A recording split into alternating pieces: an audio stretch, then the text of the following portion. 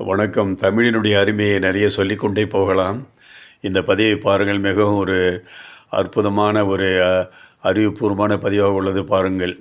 அறிந்தேன், அணைத்தேன், அறைந்தேன், அடித்தேன், அழுதேன், இடித்தேன், இழந்தேன், உழைத்தேன், உதைத்தேன், உரைத்தேன், உயர்ந்தேன், ஊக்குவித்தேன், எடுத்தேன், எழுந்தேன், எறிந்தேன், ஒழித்தேன், கரைந்தேன், கவிழ்த்தேன், கழித்தேன், கிழித்தேன், கிடந்தேன், குடித்தேன், கெடுத்தேன், கொடுத்தேன், கோபித்தேன், சரிந்தேன், சந்தித்தேன், சாதித்தேன், சிரித்தேன், சுவாசித்தேன், தடுத்தேன், துடித்தேன், தொடுத்தேன், தைத்தேன், நடித்தேன், நெகிழ்ந்தேன், நேசித்தேன், படித்தேன், பார்த்தேன், பிறந்தேன், புனைந்தேன், பூஜித்தேன், மலர்ந்தேன், ரசித்தேன், வாசித்தேன், வசித்தேன். இப்படி எல்லா சொற்களுக்குமே அந்த தேன் என்ற